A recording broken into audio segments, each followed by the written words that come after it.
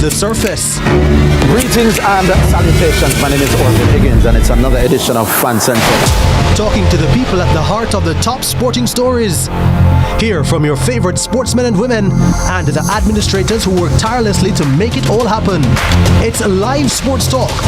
I've written an entire article. Yes. Looking at all the major issues every Tuesday at 9 p.m.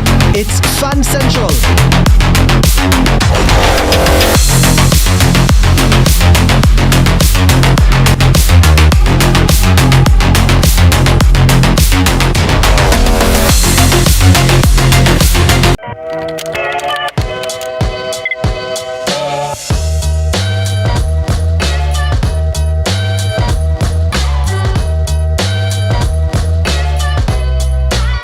Need to estimate your duty?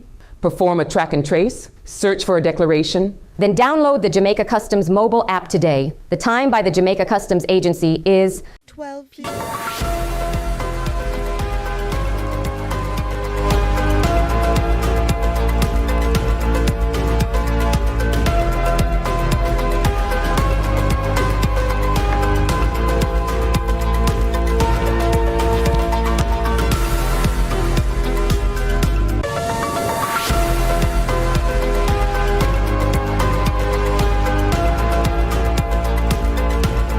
Thanks for joining us for CVM News at noon. It's Thursday, January 8, 2026.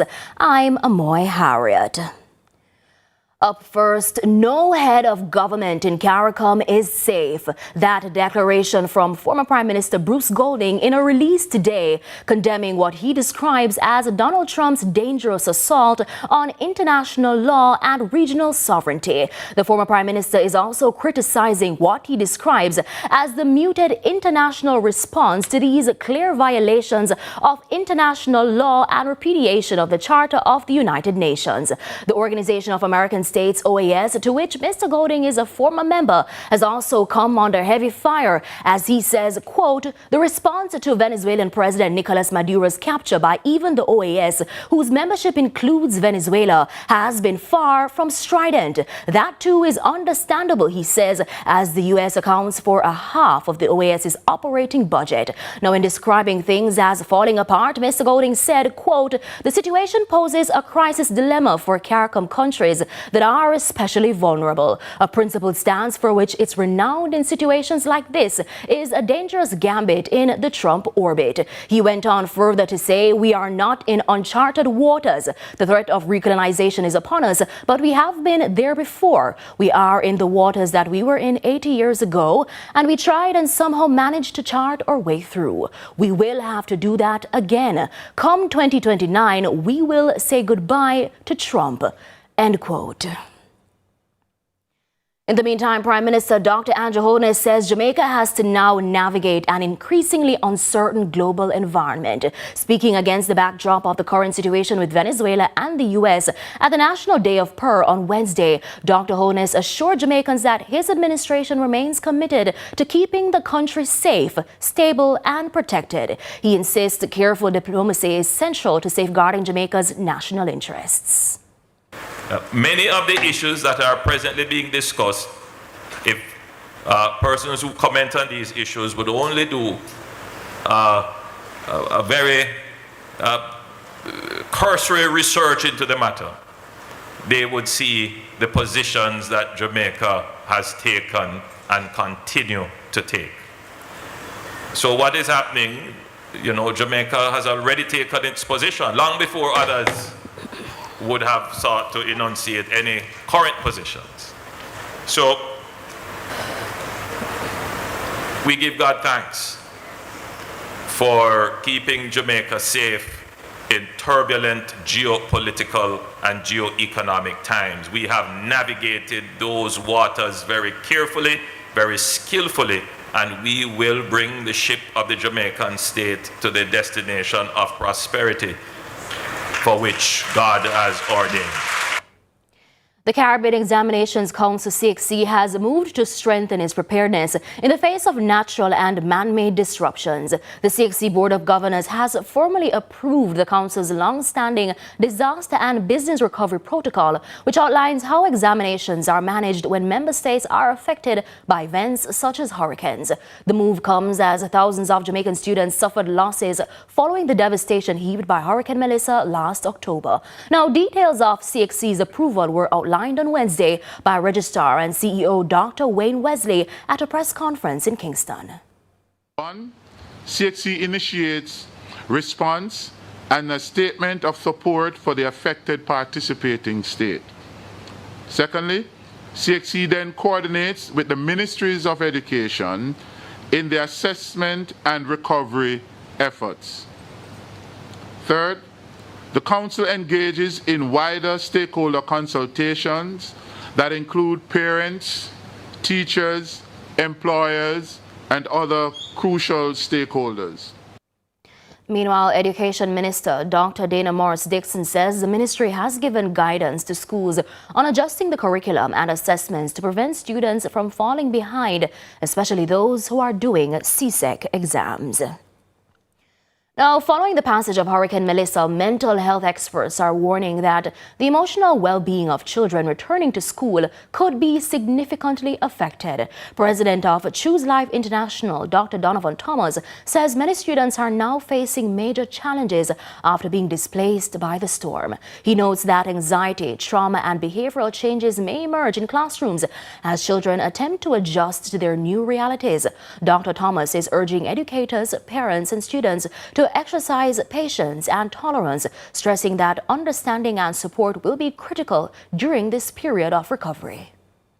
So we have got to be more tolerant. They're going to be more withdrawn. They're going to be more irritable. The teachers themselves may be dealing with signs of burnout. There may be greater conflicts with students. And we have got to really just create an atmosphere that says we are going to be extending grace. We are going to be providing the framework within which we can be therapeutic as much as possible, helping them to be able to make responsible choices in spite of the difficulties and challenges. So we also run some happiness clubs in schools, and we're teaching things like conflict resolution, trauma intervention, the art and science of happiness, and just helping people to be able to just listen more, to be more tolerant with each other and provide help for each other, extending grace and help where possible. Dozens of business operators, motorists and tourists along the busy West End Main Road in Negril, Westmoreland are forced to take cover Wednesday night when a popular taxi operator was shot and killed in full view of the public. He has been identified as 52-year-old Conrad Grant, a resident of West End. Now, reports are that around 10:30 p.m., Grant was sitting inside his taxi near the Italian cafe party spot when two men rode up on a motorcycle brandishing guns. The men shot Grant several times before riding away from the scene. He was taken to hospital where he was pronounced dead. Now, the police told CVM News that this is the first murder in the parish since the start of the year. A manhunt has been launched to apprehend the men behind the murder. 4 of the 6 men previously listed as wanted of persons of interest by the St. Elizabeth Police have now surrendered. Police say 2 individuals remain at large and are again urging them to report immediately to the Black River Criminal Investigation Branch. They are Andre Blackwood, otherwise called Squit Squit, of Dry Cave Road in Silo, St. Elizabeth, who is wanted in connection with assault and possession of a prohibited weapon, and a man known only as Fido of Rice Peace District in St. Elizabeth, who is a person of interest in the murder of Dario Smith in Coffee's Pen, Lacovia last December. Police are warning that anyone harboring these individuals is committing an offense and are encouraging the men to turn themselves in without delay. The Jamaica Constabulary Force says improved intelligence and targeted policing are driving the country's lower crime rate. Head of the Constabulary Communications Network, SSP Delia Garrick, says the JCF has been investing in its intelligence capabilities, strengthening investigative skills through training and aligning promotions to operational needs. Carla Ramdeen has the details. Head of the Constabulary Communications Network, SSP Delia Garrick, explains the force has been adopting best practices while tailoring strategies to Jamaica's realities and developing policing approaches which are focused on disrupting criminals and preventing violence. Our members have been trained up, retrained, certified to the best in international standards to effect these operations. And then we have the interventions. You see JCF out there doing everything, staying connected, building bonds, fostering bonds. Wherever there are gaps, we are there with our communities, with our people. And the information, we are credible, we are accountable, we are open, and we keep Jamaica informed. SSP Garrick also dismisses any suggestions that police officers are hesitant to pursue wanted criminals, stressing that members of the force are well trained and remain committed to protecting the country. They understand what it is for normal people to have the freedom to move in safe spaces. We know that a safe country is a set of safe communities joined by safe routes.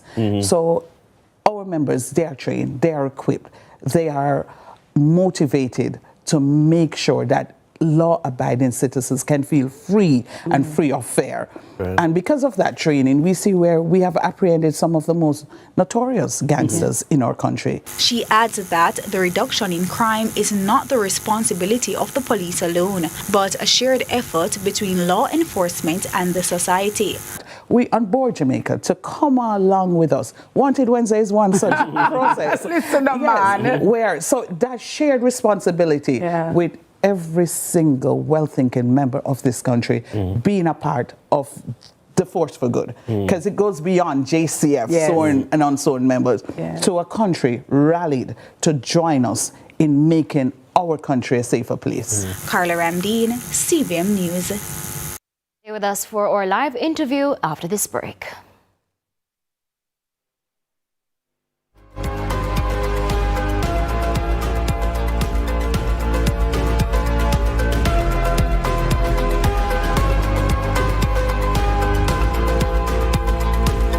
Equipment, the new name in forklift sales and rentals in Jamaica. Top quality, low prices, fleet discounts available, 12-month warranty, free service parts, daily rentals, crazy cheap. Ashman's Equipment, same forklift, better deals.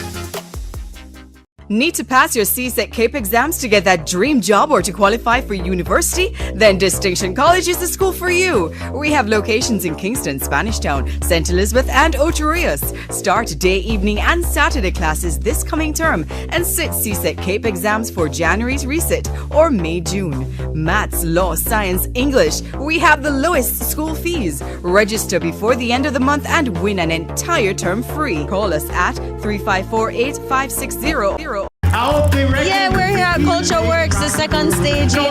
Forward for the next staging of Skyline Levels Culture Works this Friday, 7 p.m.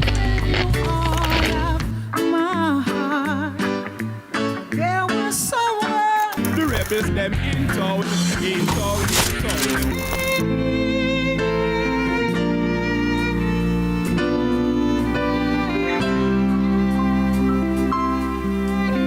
I'm here right now at Skyline with Culture Works. More works, positive, hopeful. Skyline Levels, I hit man, season 2, Culture Works. Every day we're going in circles. Yeah, Culture Works. Culture Works is like Culture Works started off a year, a great work for me. Culture Work, yeah man, it's been a great journey. Blessed love, we're at the Skyline Levels at Culture Works. We're here again on a season 2, so I hope that you and your friend them come, right?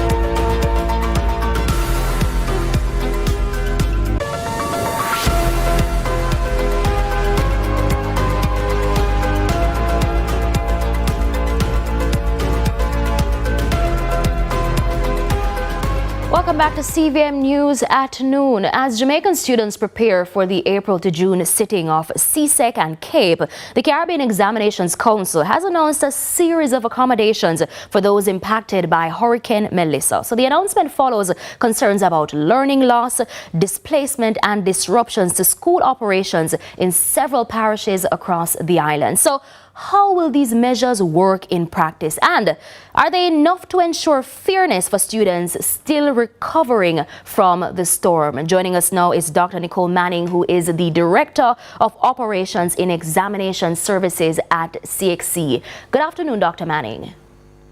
Good afternoon and all the best for the new year 2026. Thank you so much, and same to you. So let's jump right into it. Can you walk us through the key accommodations CXC has approved for those students who were affected by Melissa and why these measures were necessary?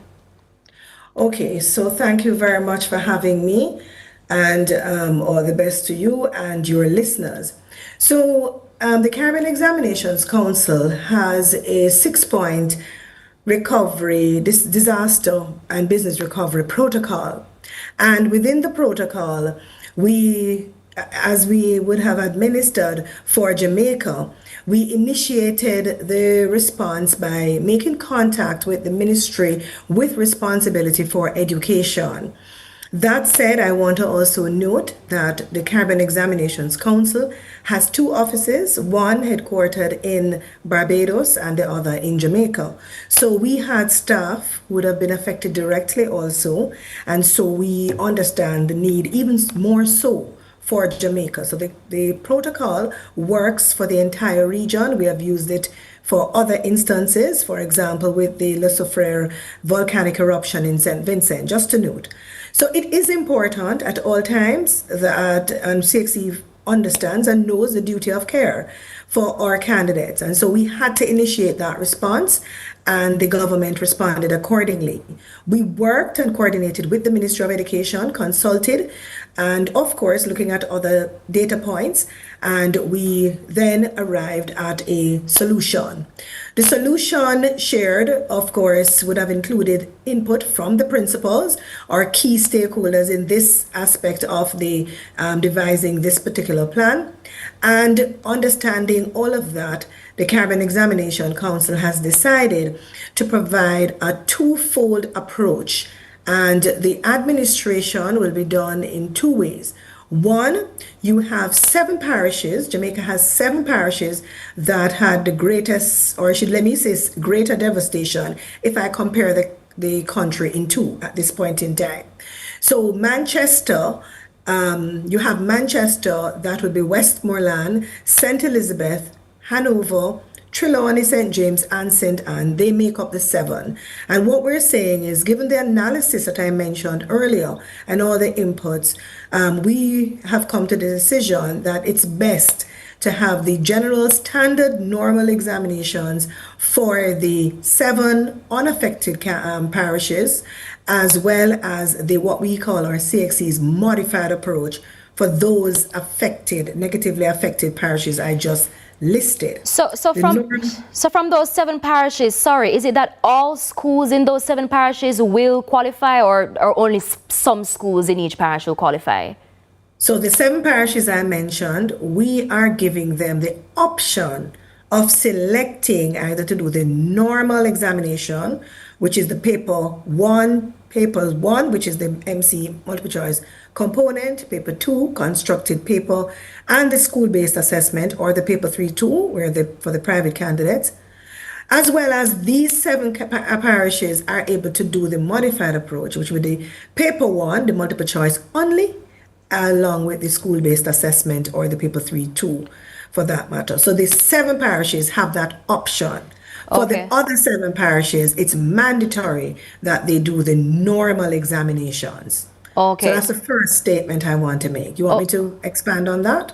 Sure. What I want you to clarify though, so CXC has also, like you mentioned, extended the deadlines for SBAs and, waived late fees. How important would you say these flexibilities are in addressing the learning loss and disruption that a lot of Jamaicans are concerned about right now? So let me go to the disruption. So one, my expansion would be for the school-based assessment. Let us start there, because candidates doing the school-based assessment, especially those with the devastation, may have lost their school-based assessments. And as such, we are giving them that opportunity to redo those school-based assessments, but with certain concessions. So we have created a document, which we shared with the Ministry of Education for use in the schools. Our local registrar will also manage that. And so these students would not have to redo everything, right? So that's the first point I want to make. The second point in relation to the late registration, they may have, given the fact that the registration was due in December, the submission of fees was due in December, giving them an extension would mean that, of course, they have additional time to provide that resource. I'm also seeing where the government is doing some subsidizing. I think I read that in the news, where some subsidy was provided by the government through the OEC in this regard. So that's double. CXC has its role, and the Overseas Examination Commission under the government has another role. So that would have helped in terms of that. Yes, go ahead. So interestingly, I understand that for students who may still feel unprepared, CXC is offering refunds or deferrals to 2027. What advice would you give to students and parents who are trying to make that decision? Very good question. So deferrals is a mechanism we have used in the past. And what